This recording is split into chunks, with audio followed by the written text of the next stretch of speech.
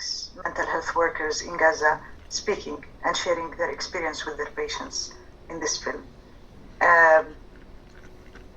I have to say that there were many attempts for me to go to Gaza over the past 16 years. And just recently, I managed to go to Gaza for the first time in my life. This was facilitated by MDM Spain. And I went there as a trainer. I was contacted to train colleagues from the Ministry of Health, counselors and psychologists working within the system of the Ministry of Health and within the Ministry of Education, and also doctors and clinical psychologists working within the Ministry of Health to train them on the treatment of child trauma. And I went twice. Each time I spent 1 week training and providing supervision.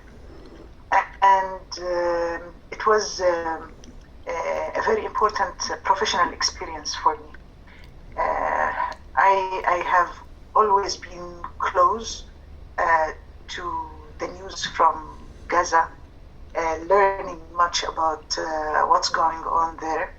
And I have friends and colleagues with whom I kept a distant relationship, but being in Gaza is different.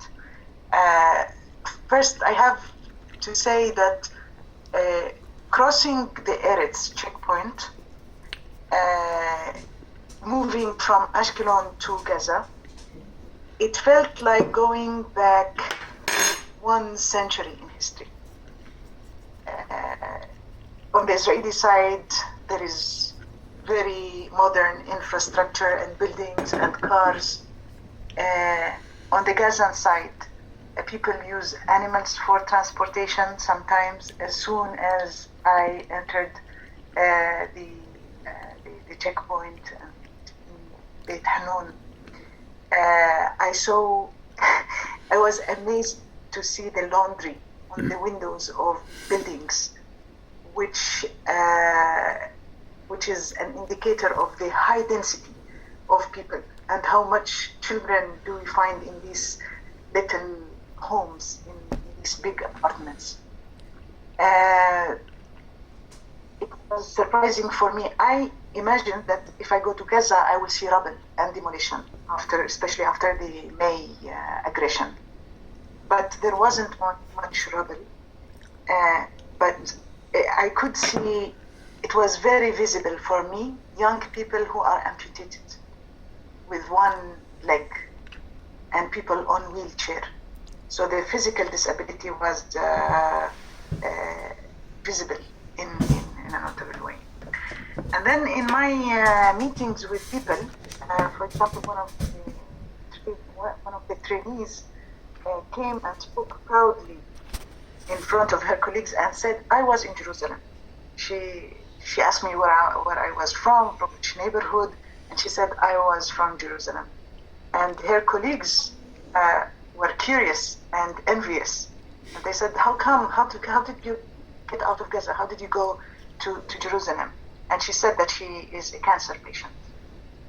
So it was very saddening for me that the only pretext that works for some people, not for all cancer patients, is that you have to be gravely ill to get out of Gaza and visit Jerusalem. Walking in the streets of Gaza, there were I've always been interested in graffiti and what people write on the walls. This is the pulse of people, and there were so many phrases and statements written on the walls of camps and on the beach in support of Jerusalem, expressing the eagerness for people to connect with people from Jerusalem and the West Bank. So that was very meaningful for me. Maybe I will share more about this later. And the predicament of the governmental services. in comparison to the services that I run in the West Bank. In the West Bank, we have 3 million people. In Gaza, we have 2 million people. And we have 14 community mental health centers and 1 hospital in the West Bank, while we have 6 community mental health services and a much smaller hospital which has 1/3 of the capacity of the hospital that we have in the West Bank. So there is discrepancy in the services. There is also in the governmental services, and because of the diplomatic siege, donors are warned to give their support directly to the governmental sector there. Even official collaboration between professionals from the West Bank is not supported. It can be vetoed unless you have a very exceptional reason to go and collaborate. Like in my case, I managed to do this, but I know that I'm bypassing the official barriers in my activities in Gaza. Because since the partition, since the 2006 election that was followed by the partition between the political groups in the West Bank and Gaza, a collaboration was discouraged officially. Another interesting observation is that the medication, the mental health medications, because I have an idea from my position at the Ministry of Health. I know the distribution of medication, how much psychiatric medication goes to Gaza and how much goes in the West Bank. They use more medications than we do, even though there's smaller. It's a smaller population, but I think this is coherent with the fact that they have less professionals, so they medicate more. So that's for the governmental sector in terms of health. I think they have done a good work at establishing a mental health integration program where they trained many doctors and nurses on the MH gap, the WHO training kit of the MH gap. So many doctors and nurses in the governmental sector and in the UNRWA services, they provide mental health support for common disorders. And they have created an effective system within schools. They have created mental health units within schools to bypass the stigma and the resistance of parents to have their children go treated in the governmental sector, in the specialized mental health units that are run by the Ministry of Health. So highly specialized counselors and psychologists work within 7 school mental health units distributed in the different districts in Gaza. And when it is necessary, they get help. They get someone from the community mental health centers come and intervene. And they refer, but they minimize the number of children who need referral. I think this works fine for the needs of people. There are also several important NGOs working in the field of mental health, including the Gaza Community Mental Health Center, Amani Center, which is supported by French solidarity groups, and Aisha Center, supported mainly by the UNFPA. And the UNRWA services are also, they have an important MHPSS component, mental health and psychosocial support component. What I want to say, because I heard the emphasis of in the film about the need for more professionals. Yes, of course, they need more professionals and they need continuous support, helpers, and profound training in certain issues. But I think what Gaza needs most is political support and solidarity and advocacy and meeting the basic human rights, the basic humanitarian needs of people. Because, of course, I encountered exceptional levels and kinds of trauma in Gaza, but I also encountered misery. And mental health professionals, no matter how profoundly trained, they have no answer for misery. Politicians and human rights organizations have a response for that. And grassroots movements and ordinary people. So we need to distinguish between the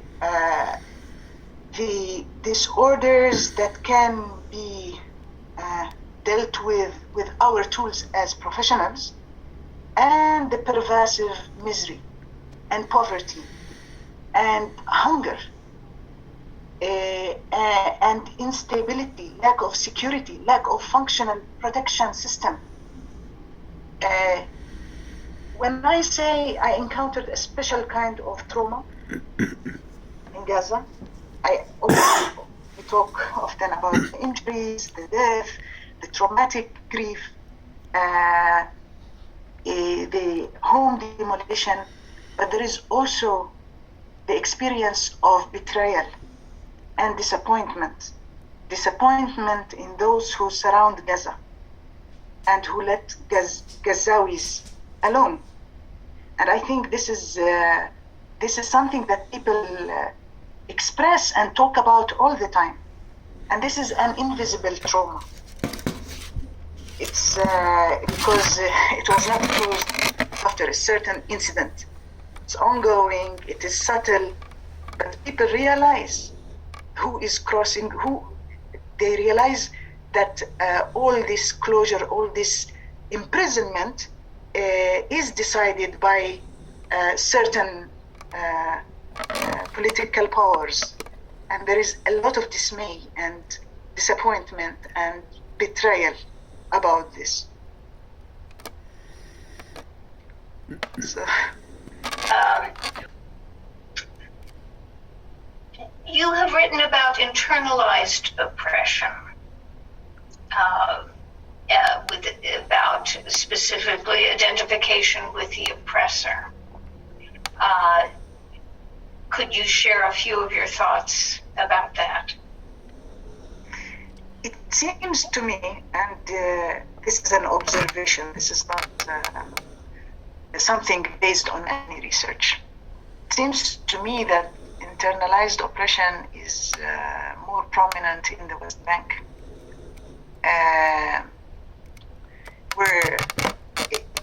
than in Gaza, in comparison to Gaza.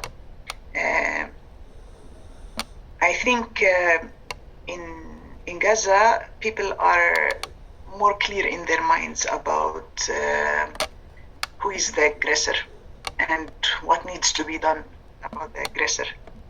And in the West Bank, there is confusion. And we see that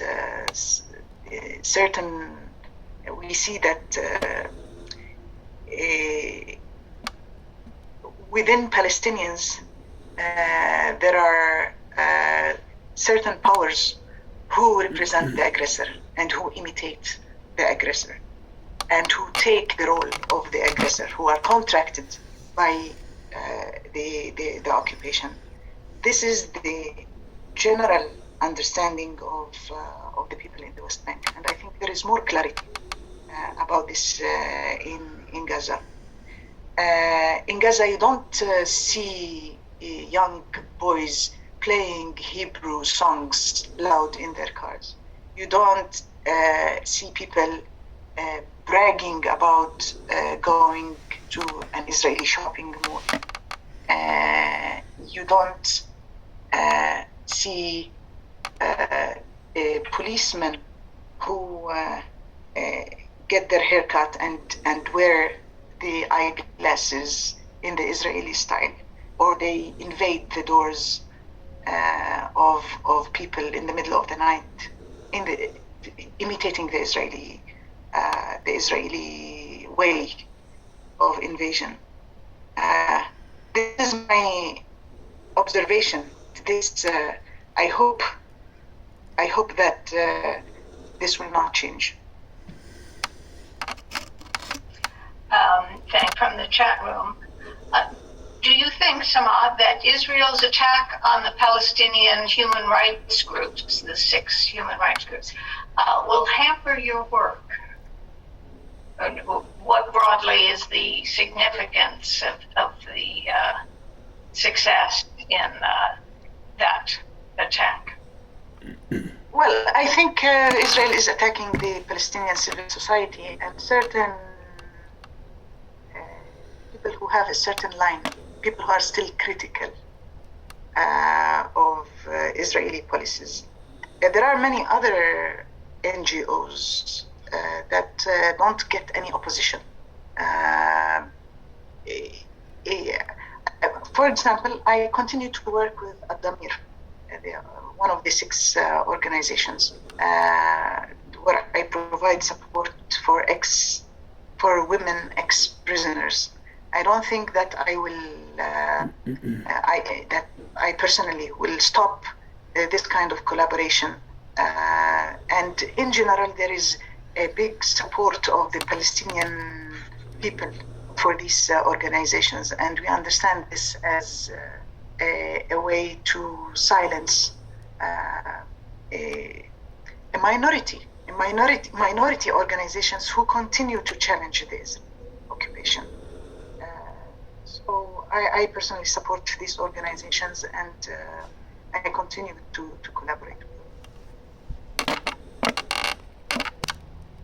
Yeah. Actually, the film in base intention was to create something clear on the historical record on the issue of the psychological consequences of Israel's mistreatment of the Palestinians in Gaza. And I think to the extent to which the film has a political framework that it communicates, it captures the underlying dynamic from which people can pretty easily process and see what's going on and which parties are the aggressor. And that's the direct answer to your question. But to embed that with some of the things I've seen in the chat and other comments to add, someone in the chat, Adrian, said mental health goes with social political justice. Amen.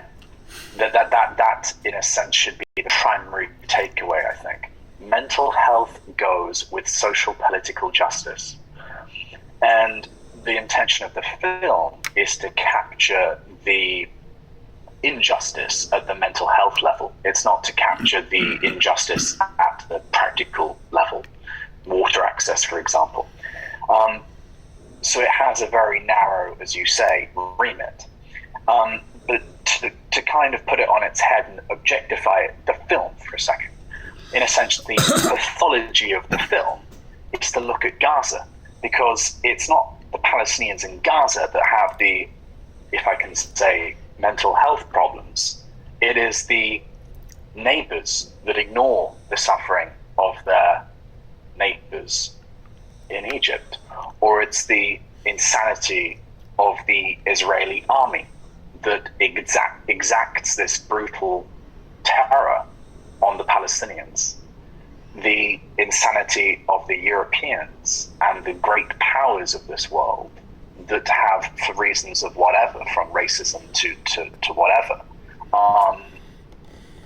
computed that the Palestinians in Gaza, or broadly, Palestinians are, if I can say, the lowest of the low in terms of priorities and humanness, and are therefore broadly expendable, and therefore they will drink the hopium pipe of the two-state solution in all of this language and just ignore the cries of Gaza and Jerusalem and the West Bank. So I think the film is deliberately naive to that framework in order to properly and fully humanize the suffering at the mental health level. But I hope that indeed this unspoken truth of the film, that mental health goes with social political justice, does cry out from the after effect of the film. Well, I hope that your film is a concrete stimulus to other filmmakers and others who are interested in establishing a historical account, which is certainly one of the powerful ways that support can be offered. So I thank you both for your response and for the film itself as a response. And Samah, we'd like your view on what kinds of things we as the audience should be doing or could be doing. One question from the audience is, to what extent does the knowledge of films like Gaza is Still Alive help Gazans cope with the psychological effects of the Israeli military attacks, unquote? So what is the role of solidarity activism for people living under a regime of chronic violence? I think it's I have two things to say about this. First, I think it's very important to generate knowledge from Gaza and to have Gazans speak to the world. It's a plan to isolate and to hypo-visibilize the people of Gaza, to isolate them and to keep them in oblivion. And I think all efforts to connect Gaza to the outer world is an action against the siege. And it's an action for the well-being of the people from Gaza. It's very important. Part of the witnessing that we mental health professionals are ethically obliged to do is to talk about the stories, to generate information, research, literature from our encounters of people in Gaza and the psychological experiences of people in Gaza. It matters a lot for people to communicate with the outside. I want to give a few examples, and there are challenges also.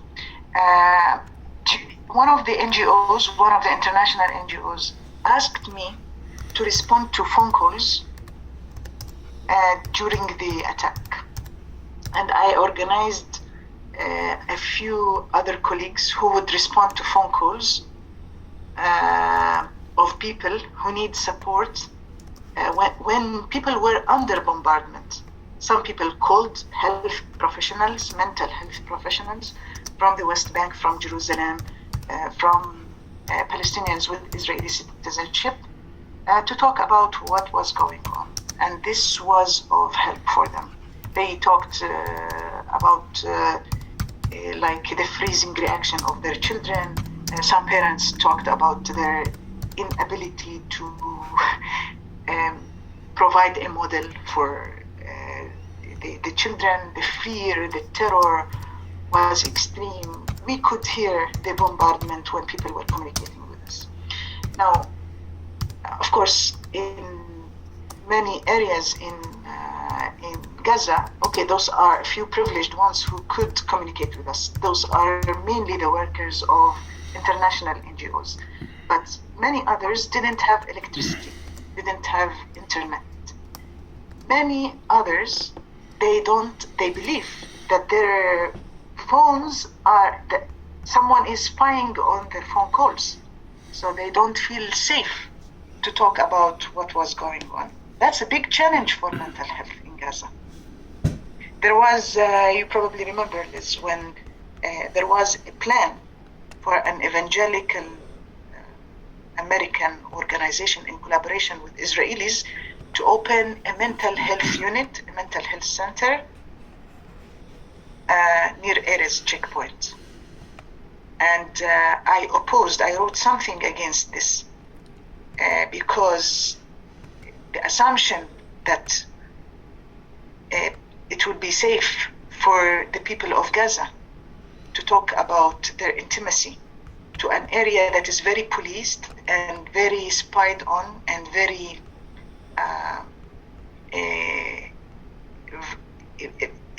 very violated by Israelis was, I think, a dangerous assumption. And actually this project was not achieved. So we tend to forget about these limitations because these barriers, because they are not very visible. And we also remember a few years ago there was a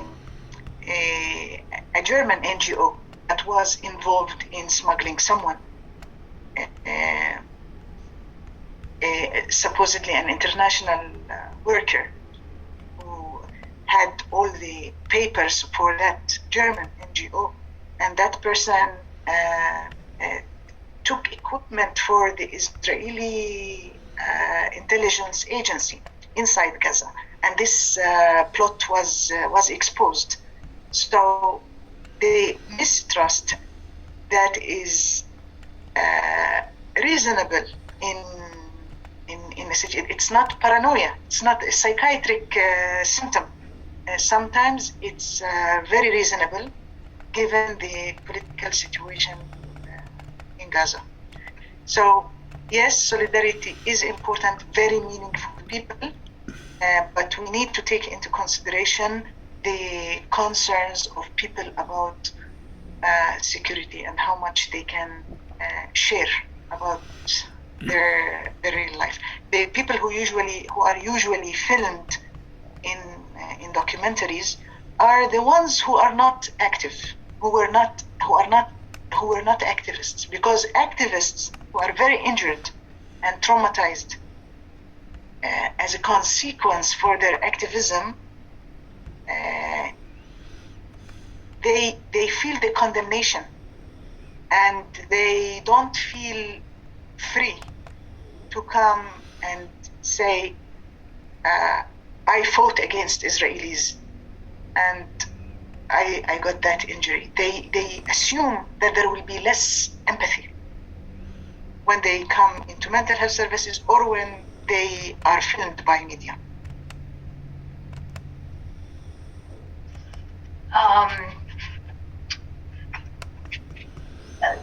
A lot there. I think there is some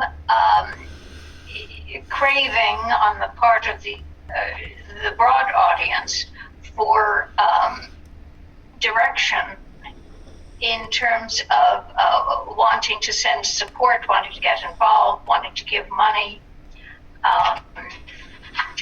As my own effort to respond to that, let me refer the audience to the two co-sponsoring organizations on today's panel that Samah described earlier. First, the beautiful website of the Palestine Global Mental Health Network, which is on the chat room in the beginning. The other co-sponsor of today's event, the USA Palestine Mental Health Network, invites everyone to its website to explore a variety of opportunities for future action. In many ways, and it is, if one wants to help, the questions of power that one has to answer. So Palestinians at the formalized level of international solidarity are weak because there are so few nations who are willing to make any policy sacrifices in the name of solidarity with the Palestinians. But as individuals, as you said, in a sense, it is mind over matter. And what one can do is find places of influence, spheres of influence, be that local representatives, parliamentarians, be that organizations that have a collective loud voice in one's own locality to support. All of these different modalities of challenging that power are important, and people will have their own ways of materializing that support. So be that sending a donation to Gaza Community Mental Health Program, one can do, be that befriending a Palestinian living in exile in Canada. These are all valid forms of, in a sense, resistance against the power dynamic. But just to build on one thing that you said in terms of the learned helplessness and the effect of it, and as one person said in the comments, Adrian said with regard to the checkpoints and the function of humiliation against Palestinians, and indeed witnessing internationals who visit the territories, the importance of this subjugation that is superficial, that is this humiliation, is this frustration, is to create this